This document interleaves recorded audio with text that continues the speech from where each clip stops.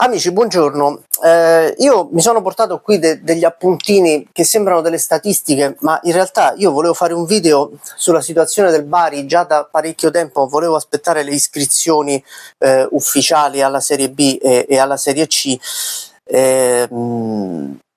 perché onestamente la situazione in cui versa il Bari, non solo da quest'anno culminato con la retrocessione, poi è ovvio che gestioni societarie ridicole e incompetenti finiscano poi in tragedia sportiva. È ovvio, è quello che io dico del Milan tutte le domeniche, e qualcuno dice però questo canale parla del Milan. Sì, parla del Milan la domenica perché la situazione del Milan finirà come quella del Bari prima o poi, magari non con la retrocessione ma con una mediocrizzazione totale del blasone, della tradizione del Milan. E tolgo anche ogni dubbio a chi mi chiede, magari c'è il tifoso del Sud Tirol o il tifoso del Lecce, hai tifato per il Bari e playoff, play-out col Sud Tirol? Sì, sinceramente il blasone e la tradizione del Bari la preferivo al Sud Tirol, con tutto che il Sud Tirol ha meritato ampiamente di salvarsi perché aveva fatto più punti in campionato e perché ai play-out ha fatto un po' meglio del Bari, che non ha fatto praticamente nulla per vincere né la prima né la seconda partita, se non qualche azione sporadica all'inizio dell'andata e la disperazione nel finale della partita di ritorno. Ho sperato che vincesse il Bari. Io tutto penso che si possa dire, tranne che io sia un ipocrita. Ho sempre detto, ho tifato per il Paris Saint-Germain nella finale contro l'Inter, ho sperato che il Cagliari vincesse a Milano contro il Milan per affossare ancora di più, sempre di più, questa fallimentare gestione di questo Milan, a cui si dovrebbe sputare sopra tutti i giorni. È l'unico modo per salvare il Milan. Chi tifa per il Milan e chi dice tifo per la squadra è nemico del Milan oggi.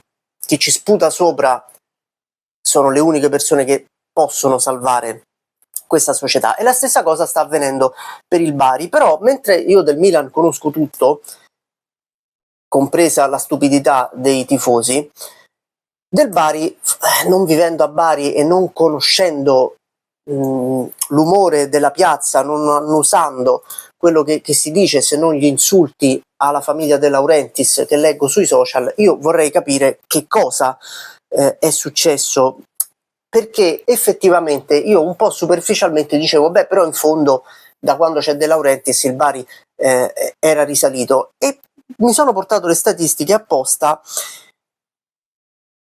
e effettivamente non è proprio così. Non è che da quando De Laurentiis ha preso il Bari le cose siano sempre andate bene. De Laurentiis arriva a Bari nell'estate del 2018, tra l'altro con dichiarazioni abbastanza incomprensibili: da oggi i colori del Bari saranno il bianco-rosso, perché prima quali erano? Quindi già partiamo, diciamo, così e così. Nel 18-19 col Bari in Serie B, in Serie D, scusate, arriva primo in Serie D, e vabbè. 2019-2020 il Bari è in Serie C, arriva secondo e perde la finale playoff con la Reggiana, e vabbè. 2020-2021 arriva quarto in Serie C e non riesce neanche ad arrivare alla finale dei playoff. La promozione in Serie B arriva solo nel 21-22 col primo posto. Nel 22-23 arriva arriva un ottimo campionato, terzo posto in classifica con Mignani allenatore.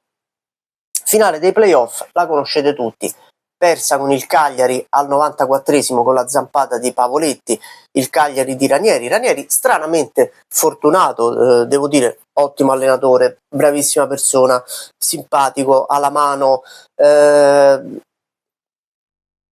una persona che ha sempre riscontrato poi simpatia anche umanamente, possiamo dire che non gli ha detto mai male sostanzialmente, anzi no, una volta gli ha detto male una volta che serviva, era lo scudetto della Roma del 2010, che io magari speravo che vincesse la Roma, e invece lì è stata l'unica volta in cui lo stellone si è girato dall'altra parte. Vabbè.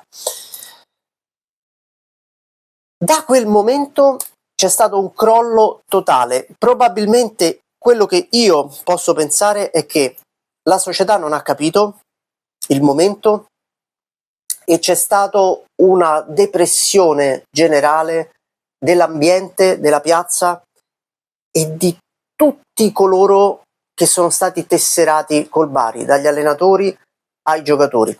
Perché il Bari, e qui vi leggo solo i numeri, dopo quella Serie A persa per una manciata di secondi, il Bari arriva 17esimo in Serie B, vincendo i play-out con la Ternana.